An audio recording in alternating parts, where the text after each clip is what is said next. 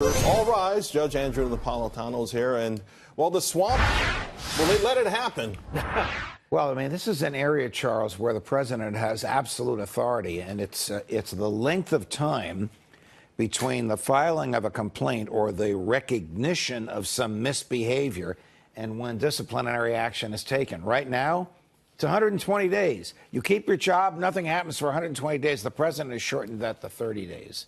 So my hat is off to the president because he's dealing with a civilian workforce of 3 million people, very few of whom are Republicans, very few of whom worked for him or appreciate what he's doing for the government. And one of the promises he made, which is intractable for him to do, you call it draining the swamp, he really means shrinking the federal workforce and making it work better and more efficiently. Can I just jump in here? Because there are 80 federal unions. Judge, I'm just curious how this all developed, because taxpayers spent, according to the GAO, $175 million in the last fiscal year for federal workers who do union duties full time. Right. They don't even do the job we pay them to go to Washington to do. That's the second of the. How is this all developed? Well, you know what I mean? How is it developed? Because nobody has interfered with it. Because the presidents have feared the unions. Republicans. It's contractual, right?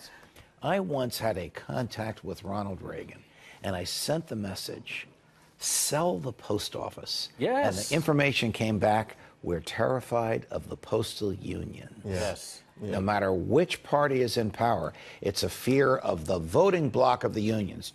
Donald Trump does not fear that, because the second executive order he signed limits the amount of time that a federal employee can work on union affairs rather than government affairs. These are two business-like regulations. On the state level, we saw that with Wisconsin. That was the big, the collective bargaining thing. Illinois. The more powerful the unions get, the more powerful they get. It's just a and the state of Wisconsin did not collapse when this happened. It certainly did not. The third blow will come, I think, in the next 2 weeks, when the Supreme Court rules that the Constitution prohibits the states from forcing public workers to join unions, forcing them to join unions. You need to pay dues, right? Correct. Yeah. To join. To join. Right now, they pay dues, but they can deduct a portion of the dues that go to political campaigns of which they disapprove. Right. This is to say you don't have to join the union. This will really be this will go for federal workers?